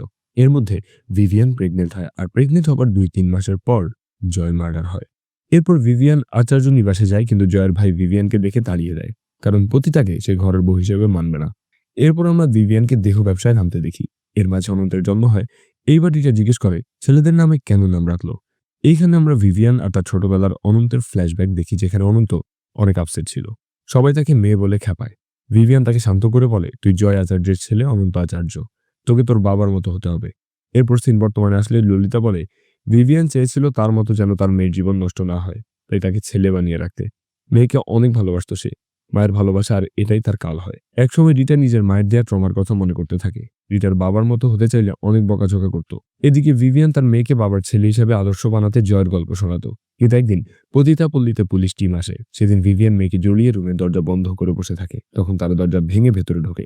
এখানে ভিভিয়ানকে তারা রাশিয়া পাঠিয়ে দেবার কথা বলে আর বাচ্চাটা কেড়ে নিতে চায়, কিন্তু ভিভিয়ান তাদের সাথে ফাইট করে আর এক পর্যায়ে অনন্তকে বুকে জড়িয়ে ধরে পালাতে চেষ্টা করে। পালাতে গিয়ে চারদিক থেকে পুলিশ তাদেরকে ঘিরে ফেলে। ভিভিয়ান আর কোনো উপায় না পেয়ে অনন্তকে বুকে জড়িয়ে ধরে উল্টো দিকে ফিরে নিচে লাফ দেয়। ভিভিয়ান মারা যায়, কিন্তু অনন্ত বেঁচে থাকে আর একটা মানসিক ধাক্কা খায় মায়ের মৃত্যুতে। এরপর ললিতা একদিন দেখে অনন্ত একটা বিড়ালকে নৃশংসভাবে মারছে। ললিতা ভয় পেয়ে যায় আর ভাবে কোনোদিনের জন্য এখানে আবার পুলিশ আসবে। এই সমস্যা এড়াতে এতিমখানাতে তাকে দিয়ে আসে। রিটা জিজ্ঞেস করে, তাই বলে ছেলেদের এতিমখানায়? ললিতা বলে, সে শুধু ঝামেলা এড়াতে চেয়েছিল, তাই এই কাজ করেছে। ভিভিয়ান মনে হয় তাকে অভিশাপ দিচ্ছে। রিটা রাগ নিয়ে বলে, আপনি আরো অনেক বছর বাঁচুন, আমি দোয়া করি। এরপর তারা বেরিয়ে আসে। এরপর ইন্দুর কাছে কল আসে আর একটা ছবি। সেটা ইন্দু দেখায় রিটাকে, আর সেটা ছিল চন্দুর ডেড বডি আর ক্রাইম সিনের ছবি। চন্দু নিজের বাড়িতে খুন হয়েছে। রিটা দ্রুত সেখানে পৌঁছে সারা ঘরে রক্তের ছাপ আর চন্দুর মুখে প্লাস্টিকের বল গুঁজে দেওয়া দেখতে পায়। এইসব দৃশ্য দেখে রিটা বাইরে চলে আসে। তখন ইন্দু এসে বলে, সবার প্রশ্ন, কিলার যদি জেলে থাকে তাহলে খুন কে করলো? রিটা তখন বলে, এই অনন্তকে বের করতে হবে, তাই এখনই আচার্য নিবাসের বাইরে নজর রাখতে হবে। এরপর ফরেন্সিক টিম জানায় ক্রাইম সিনে শুধু চন্দুর রক্ত নেই, খুনিও আহত হয়েছে, তার ব্লাড স্যাম্পল পাওয়া যাবে। রিটা দ্রুত রিপোর্টটা বের করতে বলে, আর এইখানে আমরা অনিতাকে হাতের ক্ষততে ওষুধ লাগাতে দেখি। তাহলে কি অনন্তই অনিতা? এখন রিটা ডাক্তারের নাম্বারে কল করে। এদিকে পুলিশ অফিসার নুভাস কামালের গাঁজা ডিলার ছেলেকে ধরেছে। তার নাম্বারে পেশেন্ট দিয়ে সেভ করা নাম্বার থেকে কল আসে। অফিসার কামাল সেই কল কেটে দিয়ে গাঁজা ডিলার ছেলেকে জিজ্ঞেস করে এইখানে কত টাকার ড্রাগস আছে। ছেলেটা তো কিছুই বলতে পারে না, অথবা বলতে চায় না। তাই কামাল এবার তাকে টর্চার করতে শুরু করে। হাতের মাঝে কলম দিয়ে চাপ দেয়, এমনকি ড্রাগ টেস্ট টিমকে খবর দিতে চায়। তখন ছেলেটা বলে সে এই সব বলতে রাজি, পুলিশ যা জিজ্ঞেস করবে। এদিকে তো দেশপান্ডে কথা শোনাতে থাকে, বিক্রমকে ডেকে ঝাড়তে থাকে আর রিটার কাছে বাধা দিতে নিষেধ করে। বিক্রম রিটার উপর বিভিন্ন উগ্র স্বভাবের কথা বলে, কিন্তু দেশপান্ডে এখন আর কিছুই শুনতে রাজি না, কারণ খুনি জেলে, তাও বাইরে খুন হচ্ছে। তাই বিক্রম এই কেস থেকে ডিসমিসড। বিক্রম বাইরে এসে পুলিশ অফিসারের থেকে একটা বিরিয়ানির প্যাকেট নিয়ে জিজ্ঞেস করে এটা কি নুরি পাঠিয়েছে। সে জানায় হ্যাঁ, কিন্তু এত সকালে বিরিয়ানি কেন আনাইলো এটা বুঝতে পারে না। তাই জিজ্ঞেস করে, কিন্তু বিক্রম উত্তর দেয় এখন মুড হয়েছে তাই। সাজিদ এদিকে কাস্টডিতে পাগলের মতো আচরণ করতে থাকে। বিক্রমকে দেখে ভয়ে কুঁকড়ে যাচ্ছিল। এরপর বিক্রম পাশে এসে বসে বলে ভালো টিম ওয়ার্ক তোদের, তুই জেলে গেলে তোর পার্টনার বাইরে কাজ করে বেড়াচ্ছে। এরপর বিক্রম সেই বিরিয়ানি বের করে আর সাজিদ তা দেখেই বমি করতে চেষ্টা করে, কিন্তু বিক্রম এবার তার ভেতর থেকে একটা সিরিঞ্জ বের করে, ড্রাগ সিরিঞ্জ। আর এই ড্রাগের লোভ দেখিয়ে তথ্য বের করতে চায়। ড্রাগ এডিক্টেড মানুষকে ড্রাগ দিলে তারা সবকিছু বলে দিতে রাজি হয়। বিক্রম তাকে 1 বছরের সাপ্লাই ফ্রি দিতে চায়, কিন্তু সাজিদ তাও তার পার্টনারকে আর কই থাকে তা বলে না। এরই মধ্যে অফিসার কামাল ফোন করে আর বলে আপনার জন্য তো ব্রেকিং নিউজ আছে। রিটা কেন এই কেস নিতে এত আগ্রহী তার সব ডিটেলস আমার কাছে আছে, জানতে হলে চলে আসুন। আর বাইরে প্রচুর বৃষ্টি হচ্ছিল, তার মধ্যেও বিক্রম চলে আসে আর সেই ড্রাগ ডিলার ছেলেটার ফোন থেকে সেই পেশেন্টের নাম্বার অফিসার কামাল বিক্রমকে দেখায়। নাম্বার নিয়ে নিজেই ফোনে ডায়াল করতে দেখা যায় এটা রিটার নাম্বার। এইবার তো বিক্রম রিটাকে ডাউন দেওয়ার ক্লু পেয়ে যায়। এদিকে অনিতা নিউজটা লিখছিল রিটা কি ক্রিমিনাল ধরতে যাচ্ছে নাকি নিজের ফোকাস বাড়াতে যাচ্ছে। আর আচার্য নিবাস থেকে অনিতা বের হওয়ার সময় এক স্পাই তার ছবি তুলে নেয়। অনিতা যখন অফিসে গিয়ে তার নিউজ আর হেড কনিকাকে দেখায়, তার সোর্স ছাড়া নিউজ পাবলিশ করতে রাজি হয় না তারা। অনিতা বলে সাজিদ অপরাধী না, তাকে ফাঁসানো হচ্ছে। আর এখন বলা হচ্ছে তার অন্য সঙ্গী আছে। 2 দিন পরে কাউকে ধরে এনে দেখিয়ে দেবে সাজিদের সঙ্গী কে। সব দিক থেকে সাজিদকে মিথ্যে ফাঁসানো হচ্ছে, কিন্তু কণিকা এগুলোকে জাস্ট সন্দেহ বলে, সোর্স নাই। কিন্তু পরে দেখা যায় নিউজ পাবলিশ হওয়া আর সোর্স দেওয়া হয় আইপিএস অফিসার যতীন শুক্লাকে। যতীন এই নিউজ দেখে পুরোই শকড। বিক্রমও মনে হয় এই নিউজ পাবলিশ হওয়াতে খুশি হয়। রিটা অবশ্য এটা দেখে ভালো করেই যাচাই করতে থাকে নিউজ, আর তখনই মেসেজ আসে আচার্য নিবাস থেকে অনিতা বের হওয়ার ছবি। রিটা সোজা চলে আসে দেশপান্ডের কাছে আর বলে অনিতা খুনি, অনিতাই অনন্ত। দেশপান্ডে বলে এই তোমার প্রমাণ? এদিকে তোমাকে নিয়ে নিউজ হচ্ছে, অন্যদিকে এই সামান্য প্রমাণ দিয়ে কিছুই হবে না। রিতা এবার দেশপান্ডের কাছে সার্চ ওয়ারেন্ট চায়, কিন্তু দেশপান্ডে তখন রিটার সেদিনের শুটিং না করে চলে আসার কথা তোলে। রিটা এসব কেয়ার করতে চায় না, সে কেস নিয়ে ভাবতে চায়। দেশপান্ডে এসব নিয়ে ভাবার সময় চায়, তখন রিটা নিজের রুমে চলে যায়। এরপর ফোনে সোশ্যাল মিডিয়ায় পোস্টে দেখতে পায় সেই ড্রাগ ডিলার রিটার বিরুদ্ধে মিথ্যা ড্রাগ নেওয়ার সাক্ষ্য দিয়েছে। রিটা অবাক হয়ে যায়, আর তখন তার মায়ের কল্পনা আবারও আসে আর সে বলে সব শেষ রিটা, এর থেকে সেদিনই সব শেষ হওয়া ভালো ছিল। তখন আমরা ফ্ল্যাশব্যাক দেখি রিটার মা এসআই এর পোস্টের জন্য এক্সাম দিচ্ছিল। সে অনেক আশাবাদী ছিল সে প্রমোশন পেয়ে এসআই হবে। এরই মধ্যে রেজাল্ট বের হয়, কিন্তু সে পাস হয় না। সে মন খারাপ করে বাড়িতে ফিরছিল আর রিটাকে দেখে মিউজিক প্র্যাকটিস করছিল। এইসব দেখে রিটার মা রেগে যায় আর বাবার মতো মেয়েও অকম্মা হয়ে যাচ্ছে তাই বলে। রিটার বাবা তার স্ত্রী আর মেয়েকে ফেলে চলে গেছে, সব দায় রিটার মায়ের উপর। এখন রিটার মায়ের স্বপ্ন পূরণ হচ্ছে না দেখে সে ক্ষেপে আছে, আর আজই সে মেয়েকে নিয়ে আগুন ধরিয়ে আত্মহত্যা করতে সিদ্ধান্ত নেয়। তাই দরজা জানালা বন্ধ করে রান্নাঘরে গ্যাস সিলিন্ডার থেকে আগুন ধরাতে চেষ্টা করে, কিন্তু রিটা বাধা দিতে থাকে। সিন বর্তমানে আসলে রিটাকে এক কোণে চুপচাপ বসে থাকতে দেখা যায়। এইবার আবার অতীতের সিন দেখানো হয়, যেদিন রিটার মা তাকে নিয়ে একসাথে রান্নাঘরে গায়ে আগুন লাগিয়ে মরতে চায়। রিটা বারবার বের হয়ে যেতে চেষ্টা করে, কিন্তু তার মা তাকে একসাথে নিয়ে মরতে চাইছিল। তার মতে রিটাই তার অসুখী হওয়ার কারণ। এসব মনে করতে করতে রিটার মুখে পানির ঝাপটা মেরে ফ্রেশ হয়। আয়নায় সে নিজের চেহারার পরিবর্তে এবার অনন্তরূপে অনিতাকেও দেখতে পায়। এরপর আমরা দেখি ইন্দুর ঘরে রিটা খাবার খাচ্ছিল। ইন্দু তার ছেলে অথর্বকে একটা কোক আনতে বলে। রিটা তাকে 3টা আনতে বললে অথর্ব খুশি হয়ে দৌড়ে চলে যায়। ইন্দু রিটাকে যত্ন করে তরকারি তুলে দেয় প্লেটে। রিটা বলে মায়ের মতো আচরণ করার দরকার নেই। ইন্দু বলে তোমার মা তোমাকে অনেক যত্ন করতো নিশ্চয়ই, অনেক ভালোবাসতো, আর ভালো ভালো মাংস খাবার ইত্যাদি রান্না করে দিত। রিটা উল্টো রেগে গিয়ে বলে আমার মাথা খাওয়া বাদ দাও, আমার মা আমাকে পছন্দ করতো না। ইন্দু বলে হয়তো প্রকাশ করতো না, সবার ভালোবাসা প্রকাশ এক হয় না। এই যে তুমি আমাকে কতটা ভালোবাসো কখনো কি বলতে পারো? রিটা এসব ফাওয়াল বাদ দিতে বলে। ইন্দু বলে যখন থাকবো না মিস করবে। রিটা বলে তাহলে যাও না কেন? এরপর রিটা অনলাইনে তার নামে একটা নিউজ দেখিয়ে বলে মানুষ আমার নামে এইসব নিউজ কেন ছড়ায়। এরপর রিটা নিজের জীবনের গল্প বলতে থাকে। তখন তার বয়স ছিল 8 বছর। স্কুলের ফাংশনে বক্তৃতা দিতে হবে বলে মা রেডি করিয়ে দেয়, কিন্তু রিটার এসব ভালো লাগতো না। তার ভালো লাগতো বাবার মতো ব্যান্ড পার্টি করা, তাই সে কাদার মধ্যে লাফালাফি করে আর সাদা ড্রেস নষ্ট করে ফেলে। রিটা ভাবে তার মা তাকে বকা দেবে, মারবে, কিন্তু সে এমনভাবে কথাগুলো বলে যা ওই ৮ বছরের মেয়ের মনে ট্রমার সৃষ্টি করে। রিটার মা তাকে বলে, তুই নোংরা বাজে মেয়ে, ইচ্ছে করে এসব কাজ করেছিস, কাকে শাস্তি দিচ্ছিস, নিজেকে নাকি আমাকে? আমি কি সুখী হতে পারবো না? তুই তোর বাবার মতো ইডিয়ট আর ইউজলেস। এরকম ভাবে আরো অনেক কথা বলে তার মা। এদিকে অনিতাকে একজন প্যারালাইজড লোকের সেবা করতে দেখা যায়, যাকে সে কাকা বলে ডাকে। অনিতা বলে, আমি তোমাকে কাকা ডাকলে তুমি রেগে যাও তাই না, কিন্তু এখন দেখো কে তোমার সেবা করছে। কিছুদিন পরে সাজিদও চলে আসবে, তোমার কিছু লাগলে বলো, শেষ ইচ্ছে হিসেবে। খাবে কিছু? এনে দেবো? এইসব বলে সে লোকটার মাথা সোজা করে দেওয়ার চেষ্টা করে। পরের দিন সকালে দেশপান্ডে কল করে রিটাকে বলে তাকে ১ সপ্তাহ সময় দেওয়া যাবে না, মিডিয়ার হোম মিনিস্টার সবাই এখন ক্ষেপে আছে। রিটার হাতে কেবল আজকের দিনটাই সময়, এরই মধ্যে তাকে সলিড প্রমাণ বের করতে হবে। এদিকে যতীন আর ইন্দু কথা বলছিল, তখন যতীন জিজ্ঞেস করে, রিটা কি সাসপেন্ড হয়ে যাবে? ইন্দু বলে, হতেও পারে, উপরের প্রেশার আসলে। তখন যতীন বলে, অনিতা একদিন তার বাড়িতে এসেছিল, নিজেকে এখন যতীনের বোকা মনে হচ্ছে। এরই মধ্যে রিটা কল আসে। ইন্দু বলে, ম্যাডামকে রিপোর্ট দিতে হবে তাহলে। এরপর পুলিশ কাস্টাডিতে সাজিদের হাতে অনিতার ছবি দেয়া হলে সে সেটা নিয়ে কাঁপতে থাকে। এরপর বলে, সে একটা এনকাউন্টারে মারা গেছিল জানতাম। রিটা জিজ্ঞেস করে, সে এসব কেন করছে, নাকি তোমরা দুজন মিলে করছো? সাজিদ বলে, আমি ওকে একবার দেখতে চাই। রিটা বলে, আগে বলো কেন এসব করছো? সাজিদ বলে, আপনি বুঝবেন না ম্যাডাম। রিটা রেগে গলা চেপে ধরে বারবার জিজ্ঞেস করে। সাজিদ জানায় তার শুধু একটাই ভালো স্মৃতি ছিল। রিটা সে ব্যাপারে জানতে চায়, আর সেটা সাজিদ আর অনিতার রোমান্টিক প্রেমের দিনগুলো। আমরা ফ্ল্যাশব্যাকে সেগুলো দেখতে পাই। এরপর কথা শেষ করে রিটা বাইরে এসে যতীনকে একটা হেল্প করতে বলে। আর তখন অনিতা সোশ্যাল মিডিয়ায় রিটার নামে বিভিন্ন পোস্ট দেখছিল, বেশ মজা নিচ্ছিল। তখনই যতীন তাকে কল করে বলে, আমার কাছে গোপন খবর আছে, আমার নাম না নিয়ে নিউজ করতে পারো। সাজিদকে ডিএসপি রিটা গুলি করেছে। সাজিদ ক্রিটিক্যাল কন্ডিশন নিয়ে সরকারি হাসপাতালে আছে, দেখতে হলে তাড়াতাড়ি চলে এসো। অনিতা তো এই নিউজ শুনে প্রচুর শকড হয়ে যায় আর টেনশনে পড়ে যায়। তখন সে তার কাকার ব্যবস্থা করতে যায়। অনিতা বেরিয়ে যায় হাসপাতালের উদ্দেশ্যে, আর টেনশনের পারদ উপরে উঠে গেছে। আর রিটা তার টিম নিয়ে আসে সেই আচার্যের নিবাসে। আর এসেই সে অনিতার কাকার লাশ দেখতে পায়। এরপর খুঁজতে খুঁজতে বেডরুমে গিয়ে ট্রাঙ্ক লকার খুঁজে অনেক জিনিসপত্র পায়, যার মধ্যে ভিভিয়ানের ছবিও ছিল, আর অনেক ডকুমেন্টস, জিনিসপত্র। এদিকে হাসপাতালের রিসেপশনে টেনশন নিয়ে অপেক্ষা করতে থাকে অনিতা। যতীনকে আশেপাশে দেখা যায়, কিন্তু অনিতা যখন তার ফোনে তার রুমের সিসিটিভি ফুটেজ চেক করে, তখন রিটা আর তার টিমকে ঘর তল্লাশি করতে দেখে। এইবার সে সুযোগ বুঝে বাথরুমে উঠে যায়। যতীন ও ইন্দু সহ অন্যদের রেডি হতে বলে। বাথরুমে গিয়ে অনিতা চুল খুলে ফেলে, আর সেখানে আরেকটা মেয়ে নার্স ছিল, তাকে অজ্ঞান করে তার সাথে ড্রেস চেঞ্জ করে নেয়। এইবার যতীন, ইন্দু, অন্যরা বাথরুমে ঢুকে শুধু পরচুলাই পায়। অনিতা তো দেয়াল টপকে পাশের বাথরুম দিয়ে পালিয়ে গেছে। এরপর সবাই ভাগ হয়ে তাকে খুঁজতে শুরু করে। খুঁজতে খুঁজতে ইন্দু বিল্ডিং এর পেছনে একটা পরিত্যক্ত গাড়ির কাছে চলে আসে, কিন্তু এখানে কাউকেই খুঁজে পায় না। এরপর ইন্দু যখন ওয়াকি টকিতে কথা বলতে যাবে, তখন গাড়ির ভেতর থেকে অনিতা বের হয়ে ইন্দুকে আক্রমণ করে আর আটকে ফেলে। অন্যদিকে রিতা যখন দেশপান্ডেকে ফোন করে জানায় যে অনিতাই অনন্ত সে সব খুন করেছে, তার প্রমাণও হাতে এসেছে, তখন দেশপান্ডে তাকে এসব কেসের দায়িত্ব বিক্রমকে নিতে বলে, কারণ রিতাকে নিয়ে ইনকোয়ারি মিটিং হবে, তাকে আর এই কেসে রাখা যাচ্ছে না। রিটা একদিন সময় চায়, কিন্তু দেশপান্ডে বলে এইসব তার হাতে নিতেই সম্ভব না। রিটা রাগে ফুঁসতে থাকে। অনিতা তো এবার রেনকোটার একটা ডেলিভারি ব্যাগ ম্যানেজ করে বেরিয়ে যায় হাসপাতাল থেকে। এরপর রিটা যখন গাড়িতে করে ব্যাক করছিল, তখন ইন্দুকে কল দেয়, কিন্তু ইন্দুর ফোন ছিল অনিতার কাছে, আর সে বারবার কেটে দেয়। একসময় ফোন প্যাকেটে মুড়ে অনিতা দূরে ফেলে দেয়।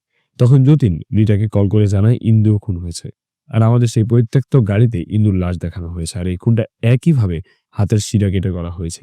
রিটা তো নিউজটা শুনে দ্রুত কাস্টমিতে এসে এলো পাথাড়ি মারতে থাকে সাজিদকে। চিল, লাথি, চড়, ঘুষি সব দেয়। সাজিদ এরপর জিজ্ঞেস করে সে বেঁচে আছে তাহলে। এরপর রিটা তাকে আরো মারে। এদিকে নিউজে আসে রিটাকে সাসপেন্ড করা হয়েছে, সে নাকি ড্রাগ ডিলের সাথে জড়িত, আর তার অন্য অপরাধও আছে। নিউজ দেখে ডাক্তার আদিত্য রিটাকে মেসেজ দিয়ে জিজ্ঞেস করে সে চাইলে কথা বলতে পারে। রিটা এদিকে তার সব জিনিসপত্র গুছিয়ে একটা বাক্সে নিয়ে নেয়। অফিস থেকে গুছিয়ে বের হওয়ার সময় যতীন এসে জানায় যে ইন্দুর লাশ মর্গে আছে, রিটা দেখতে যাবে কিনা। রিটা তো মনে মনে ভেঙে যাচ্ছিল। এরপর একটা রুমে বসে সে কান্না করতে থাকে, আর ইন্দুর সাথে তার সব স্মৃতি মনে করতে থাকে। বিশেষ করে শেষ দিন সে বলেছিল আমি চলে গেলে আমাকে অনেক মিস করবে। এরপর রিটার সাথে দেখা করতে বিক্রম আসে।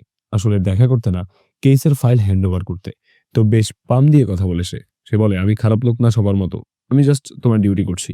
দেশপান্ডে স্যার আমাকে দায়িত্ব দিতে বলেছে। রিটা বলে, আমি দেব না দায়িত্ব কাউকে। বিক্রম বলে, ব্যাপারটা পার্সোনালি নিয়ে নিচ্ছেন ম্যাডাম। এরপর রিটা দুইটা ফাইল ছুঁড়ে মেরে রাগ দেখিয়ে নিজের বক্স থেকে বেরিয়ে যায়। এইবার আমরা কঙ্কনার মেয়েদের এতিমখানা দেখি, যেখানে কেউ রিটার নামে পার্সেল এনেছে দেখে কঙ্কনা বেরিয়ে আসে। এসে রিটাকে কল দেয়, কিন্তু সে কল কেটে দেয়। এমনি মন ভালো নেই, আর তার উপর সে ইন্দুর টেবিলের সামনে দাঁড়িয়ে নেমপ্লেট দেখছিল। এরপর কঙ্কনা থেকে ভয়েস মেসেজ আসে, রিটার দেওয়া গিফট বাচ্চারা অনেক পছন্দ করেছে। গিফট পাঠানোর জন্য রিটা ভাবে আমি তো কোনো গিফট পাঠাইনি, তাহলে কিসের কথা বললো। রিটার সাথে কল দেয়, আর আমরা দেখি অনিতা সেখানে একটি স্টাফকে খুন করেছে। কঙ্কনাকে জিম্মি করে এই ভয়েস মেসেজ পাঠানো হয়েছে। কল আসলে তাই অনিতাই ধরে আর বলে নিজেকে খুব চালাক মনে হয় নাকি। এইখানে বাচ্চারা কি বলছে জানো, ম্যাডাম নাকি কথা রাখে না, আমাদের মায়েদের এখানে এনে দেয় না। আমি তো বলে দিয়েছি ম্যাডাম কথা রাখে, তুমি তো সাজিদকে এখানে 1 ঘন্টার মধ্যে নিয়ে আসবে বলেছিলে, তুমি তো প্ল্যান করেছিলে না, ভালো প্ল্যান করে সফল করা যাক। আর হ্যাঁ, এক আসবে, অন্য কোনো পুলিশ বা পুলিশের গাড়ি আসলে কিন্তু এখানে সব বাচ্চা মারা যাবে, সব দায় তোমার। এরপর অনিতা ফোন রেখে দেয়। অনিতা এবার কঙ্কনাকে দিয়ে ঘোষণা দিয়ে সব বাচ্চাদেরকে একটা রুমে আটকে রাখে। আর এরপর অন্যান্য স্টাফদেরকে একটা রুমে নিয়ে অনিতা লক করে দেয়। এই ফাঁকে কঙ্কনা পালাতে চেষ্টা করে কিন্তু অনিতা তাকে ধরে ফেলে আর কুপিয়ে খুন করে ফেলে। এই দৃশ্য বাচ্চারা রুম থেকে দেখে অনেক ভয় পেয়ে যায়। এরপর রিটা দেশপান্ডেকে কল করে সব বলে, কিন্তু দেশপান্ডে বলে এটা তুমি করতে পারো না। রিটা বলে আপনি ক্রেডিট নিয়েন, আমাকে দোষ দিয়েন। দেশপান্ডে বলে এখানে আরো ব্যাপার আছে, তুমি বুঝবে না। রিটা তখন বলে একবার অন্তত অফিসার হিসেবে দেখুন, মেয়ে হিসেবে না। এরপর একজন এসে সাজিদকে চেক আপের নাম করে নিয়ে যায় কাস্টডি থেকে। আর অনিতা অ্যানাউন্সমেন্ট মাইকে বাচ্চাদের বলে ভয় না পেতে। আরো বলে এরা নিজেদের স্বার্থে তাদের ব্যবহার করে, মিথ্যা আশা দেয়, কিন্তু এরা কথা রাখে না। এরই মধ্যে অনিতা নিজের লাইফের স্মৃতি মনে করতে থাকে আর শেষে তার মা যে গান গেয়ে ঘুম পাড়াতো সেই গান গায়। বাচ্চারা এখনো ভয় পেয়ে কান্না করতে থাকে। অন্যদিকে রিটা সাজিদকে নিয়ে গাড়িতে রওনা দেয়। সাজিদকে জিজ্ঞেস করে অনিতাকেও জীবিত দেখতে চায় কিনা। এবার রিটা কলে সাজিদ আর অনিতার কথা বলিয়ে দেয়। সাজিদের গলা শুনে অনিতা অনেক খুশি, দ্রুত চলে আসতে বলে আজ সব সমাধান হবে। সাজিদ তাকে বুঝায় উল্টোপাল্টা আচরণ করতে নিষেধ করে, কিন্তু অনিতা তাকে বলে এত দূরে সে আর থামা যাবে না, শেষ করলে একসাথে সব শেষ করতে হবে। এরপর লাইন কেটে দেয়।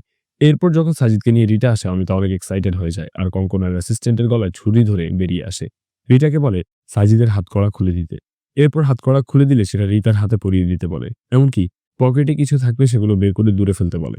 সাজিদ তো এখানে কঙ্কনার লাশ দেখে ফেলে। এরপর অনিতাকে বোঝাতে চেষ্টা করে, কিন্তু অনিতা উল্টো সাজিদকেই ম্যানিপুলেট করতে থাকে আর এইবার রিটাকে মারার কথা বলে। সাজিদ তো তাদের এখান থেকে দূরে নিয়ে সংসার করার কথা বলে, কিন্তু অনিতা বলে ওই ঘরে মেডেল আছে, নিয়ে আসো, রিটার মুখে গুঁজে দিতে হবে। সাজিদের থেকে রিটাকে নিয়ে এসে এইবার গলায় ছুরি ধরে বাচ্চাদের সামনে নিয়ে যায়। বাচ্চারাও তার কাছে হেল্প চায়। আর এরপর রিটাকে একটা চেয়ারে বসা অনিতা।